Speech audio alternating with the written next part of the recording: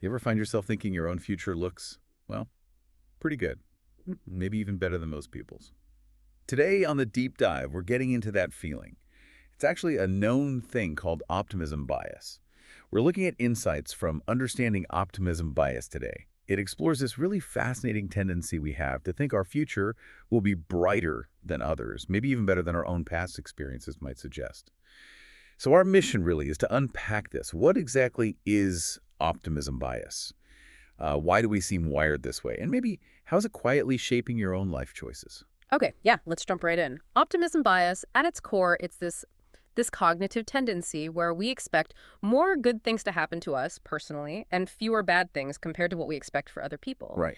And how it's measured usually is by asking people about the likelihood of different events happening to them versus, say, an average person. Yeah. Things like getting a promotion or getting sick. And there's always this gap, isn't there, between our personal forecast and maybe the statistical reality. Exactly, a gap that consistently leans towards a sunnier outlook for ourselves. Yeah, you see it everywhere.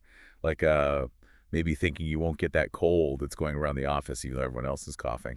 Or being super confident about a new project at work, maybe more than the initial data suggest. Precisely. Or even in relationships, perhaps expecting yours to last longer than average. It's that sort of inherent feeling that, for me, things will probably turn out okay, or even great. So what's going on like in our heads? Does the source mention the brain's role in this? It does, yeah. It touches on how certain brain regions, particularly those involved in planning for the future and thinking about ourselves, areas like the prefrontal cortex, seem to be quite active when we're engaging in this kind of optimistic future thinking. Mm-hmm. It suggests our forward-looking brain machinery might be sort of inherently tilted towards positivity. Okay, so why? Why would we evolve this way? The source brings up an evolutionary perspective, right? It does, and it's quite compelling. Think about our ancestors. A dose of optimism. That belief that foraging over the next hill might yield food, or that trying a new tool could work. Well, that could have been really beneficial. Ah, so it might have pushed them to explore, to innovate, to not just give up when things got tough. Exactly. That underlying belief that tomorrow could be better might have been a powerful motivator for survival and, progress. Keeps you going. But it's not all sunshine, is it? This bias, it can lead us astray too. Definitely. That's the double-edged sword part. Underestimating risks because you feel personally less vulnerable. Well, that can lead to some pretty risky behaviors. Think about not saving enough because you're sure you'll earn more later.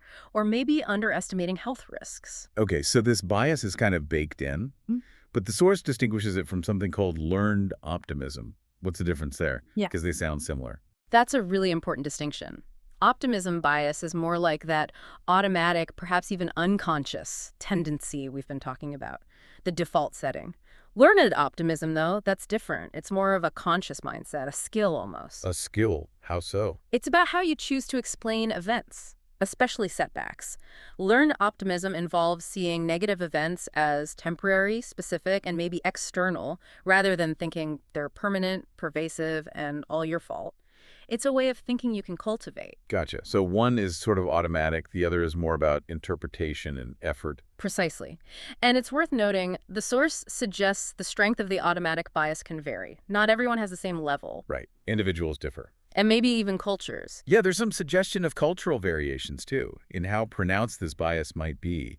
It's complex. And all this definitely feeds into how we make decisions, especially when we're facing uncertainty, doesn't it? Absolutely. If you're consistently, maybe subconsciously downplaying potential negative outcomes because of this bias, your choices might lean towards being riskier than you'd objectively assess them to be. Okay, but surely there are upsides, too.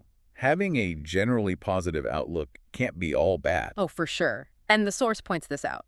That belief in a positive future, even if slightly inflated, can be incredibly motivating. It can fuel persistence, help you bounce back from setbacks. That's resilience. So it helps you keep trying. Yeah, if you genuinely believe you're more likely to succeed, you're probably going to put in more effort and stick with things longer when they get difficult. So the million-dollar question then.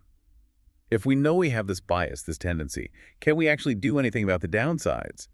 Can awareness help?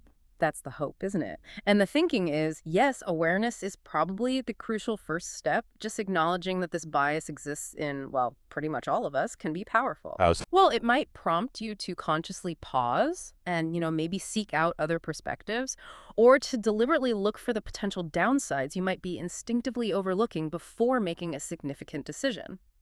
Kind of like a mental checklist against your own internal cheerleader. right, a reality check. So to wrap this up then, optimism bias is this really common, perhaps deeply ingrained human way of viewing our own future more positively than maybe logic or statistics might warrant. Yep. It seems to have roots in our evolution, offers benefits like motivation and resilience, but definitely carries risks by potentially blinding us to dangers or downsides across, well, all parts of life: health, money, work. Which leads us to a final thought for you listening in. Thinking about all this, where might your own optimism bias be subtly shaping your expectations or your decisions right now? And what could be the real-world implications, both good and bad, of that inherent positive spin you might be putting on your future? Something to reflect on.